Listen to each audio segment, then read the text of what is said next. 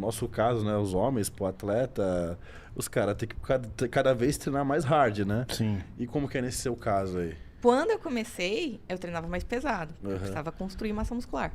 E aí, depois do Olímpia 2020, foi onde eu tive que começar a dar uma segurada.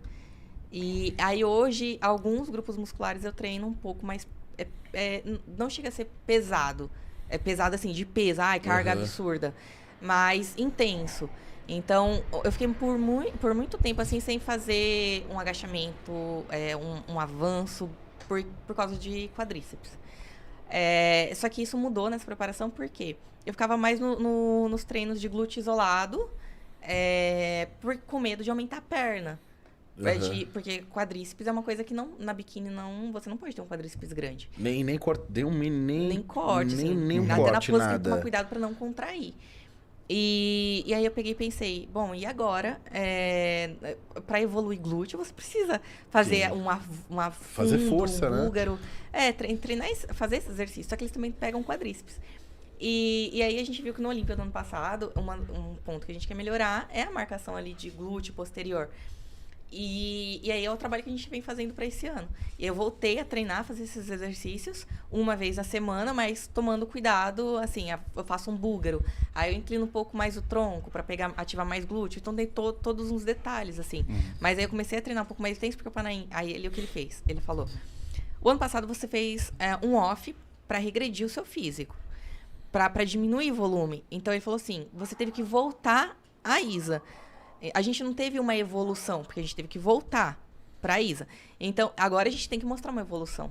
Ele falou assim, não é nada absurdo, mas a gente precisa mostrar uma evolução de glúteo, uma marcação. E aí ele colocou mais comida no off que eu fiz e falou pra mim, treina pesado. Treina, faz a fundo, faz o leg, assim, igual eu falei, tomando cuidado com o quadríceps e tudo, as angulações, mas volta a treinar pesado. Só que eu voltei com um pouco de medo ainda no começo, né? Porque eu falei, bom, mas algumas partes. Costas, não treino tanto igual eu treinava antes. Quando eu comecei, eu treinava 2 vezes na semana e eu treinava pesado. Gostava muito de treinar. Aí agora não é um treino mais gostoso porque eu tenho que fazer, tipo, mais tranquilo. Mais leve. Mais leve. Então, 2 exercícios por semana, assim. Pois aí, voltando a falar de competição, a gente começou a falar que você começou a competir, já pulamos pro Olímpia já. Já falei. E eu não sei muito bem do histórico, tipo assim, as suas primeiras competições, o que você já ganhou, até você chegar no Olímpia, qual foi o seu histórico de competição? Eu comecei a competir em 2015, com 18 anos, porque eu pensava que tinha que esperar até 18 anos. Na época eu não sabia, com menor pode competir, eu pensava que tinha que esperar 18. E aí, eu comecei minha preparação ali com 17 anos, no final do ano, eu faço aniversário de janeiro, então ali em novembro. Aí eu fiz... Então, você saiu do tratamento com 15, com 17 já tava se preparando. Com 17 tava. Que foda. E aí eu comecei a me preparar ali com 17 anos, no final de novembro, e minha competição era em 2015, em março, no Rio de Janeiro. E aí eu fiz 5 meses ali de preparação, só que fiz 5 meses porque eu já tinha 8 meses antes que eu já seguia Certinho. um protocolo ali só de dieta, de treino, uma rotina. E aí depois só adequei pra categoria biquíni quando eu conversei com o Caio Panaim na época, que é o irmão do Ricardo Panaim. E aí eu comecei a fazer tudo e eu competi no Rio de Janeiro no estadual. Aí competi e fiquei em terceiro. Nunca tinha feito uma aula de pose, nada, ficar assistindo vídeo. Então, toda tímida, nunca tinha me apresentado. Nossa, trabalho de escola pra mim era uma coisa muito difícil, falar lá na frente. Eu queria faltar no dia, não ir pra aula. Então, pra mim foi um momento assim... Aí eu tenho esse vídeo da minha primeira competição. E no palco eu nem olho pra nada. Eu chego rapidinho, me apresento e saio. Assim... E dali eu desci, fiquei em terceiro. E na hora que eu desci, a Sayuri, na época, ela falou assim, não desiste, é só o começo. Eu falei assim, não desisti, por quê? Eu fiquei em terceiro, eu comecei agora. Eu falei assim, eu quero saber do próximo. Aí foi onde eu estreiei, e aí depois teria uma seletiva no Rio de Janeiro pro Arnold. Eu falei, bom, eu quero ir pra seletiva. Só que era só o campeão que ganhava a vaga. Eu falei assim, eu quero muito pra seletiva. Aí vai eu de novo. Eu vou pro Rio de Janeiro, vou competir na seletiva. Só que assim, a história, né? Ir pro Rio de Janeiro, essas coisas tudo que acontece. Eu trabalhava, comecei a trabalhar em um banco como estagiária, e eu ganhava ali, na época, R$400. E aí, disso, eu tinha que pagar minha passagem de ônibus, tudo. E aí eu treinava, eu ia treinar de manhã, ia pro banco trabalhar, voltava e ia pra escola. E aí o Rafa, lá o dono da academia que eu treinava, ele falou, olha, eu tô precisando de alguém pra trabalhar na recepção. E aí eu falei, eu quero, porque já é uma coisa que eu gosto. Eu já vou estar aqui no meio o tempo todo. Vou ter academia de graça, então... então eu falei, eu quero sair do banco e trabalhar na academia. E aí fui trabalhar na academia, e aí, assim, é um esporte caro. E no começo, pra mim, foi muito difícil. Aí eu fui pra academia, mas já tava ganhando um pouco mais. Já tava ganhando R$600, era do lado de casa, não gastava com passagem. Então era R$600 meu. Então desse dinheiro, eu usava pra minha dieta. Eu morava com meus avós, mas a minha dieta eu comprava. Eu não falava pro meu avô, preciso de tantos quilos de frango, tal coisa. Não, era uma coisa que eu precisava, então, que eu queria fazer, então eu tinha que comprar. Eu não tinha que falar pra ele incluir na conta dele nem nada. Então, eu ia lá e separava o dinheiro de um whey, era o que eu conseguia comprar. Um whey, que era o mais barato que eu achava assim na época. Um whey, o frango, as coisas e pronto.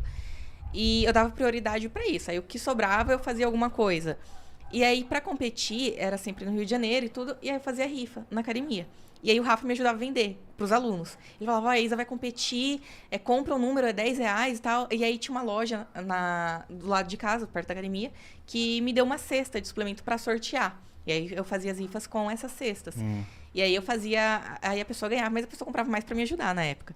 E aí eu ia, ou comprava passagem, ou ia de carro com o Rafa e a mulher dele.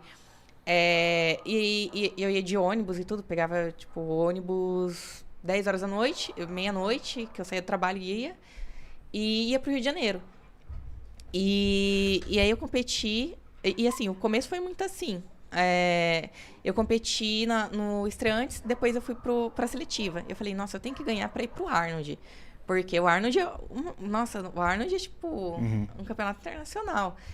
E aí eu fui competir, eu fiquei em segundo. Eu voltei, mas eu chorei tanto. Eu vim chorando o caminho todo, assim. Falei, não, que não sei o que. Aí eu cheguei. Aí quando eu cheguei em casa, o presidente da Federação do Rio de Janeiro, na época, o Gustavo, ele me ligou. Falou, Isa, você vai pro Arnold. Aí eu falei assim, como assim? Ele, não, você ficou em segundo, mas você tem total condições de ir. A gente quer que você vá pro Arnold representando o Rio de Janeiro. E aí eu fiquei muito feliz e na mesma hora querendo chorar, né? Porque, assim, inscrição do Arnold, $. Nossa. $150. Pintura, $. Eu falei assim, meu Deus. Aí peguei um caderninho, comecei a anotar desesperadamente, assim. E aí o Rafa, na época, ele falou assim, Isa, o não você já tem. Entra aí nas empresas, começa a mandar mensagem. Tenta um sim, fala que você vai competir no Arnold. Aí eu não. Aí ele, não, monta o texto e você manda. Aí eu falei, meu Deus do céu.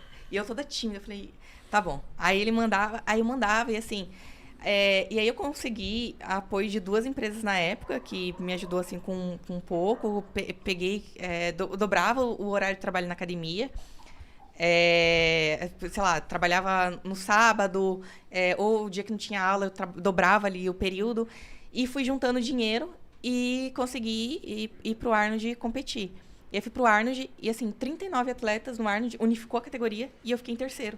Então, o meu primeiro ano, um mês após a minha estreia, porque eu competi no Estreantes, depois a seletiva e o Arnold. E aí, um mês após a minha estreia, eu fui pro Arnold, que na época era até hoje só que hoje tem outros campeonatos grandes também. Mas o Arnold continua sendo o Arnold continua.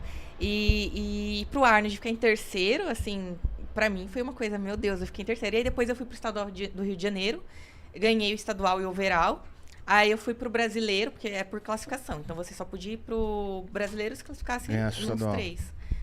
Entre os 3. E aí eu ganhei e fui pro brasileiro, que na época foi em Cuiabá. Eu falei, nossa, pra ir pro Cuiabá. Só que eu já tinha um apoio de uma empresa, suplemento na época. Eu tinha 5 mil seguidores, eles falaram, não, a gente quer te apoiar e tudo. E aí eles me ajudaram. Muito assim no começo também, porque... Pode falar, tá? Não precisa... Não tem pode na falar época era Procorpes. Não sei se vocês conhecem. Sim. Procorpes. Já vendeu Procorpes, já, né? Já vendi na loja lá. E aí eu fui com o Gigantodan, né? Sei, o pessoal, sei. o Sakuraba. O Gigantodan, ele fazia um marketing dela, né? Quem mais tinha? O Sakuraba. Sakuraba? Não sei quem é o Sakuraba. Puta, também não. Conheço o Sakuraba. Hoje ele tá nos Estados Unidos. Conheço o Sakuraba do Pride.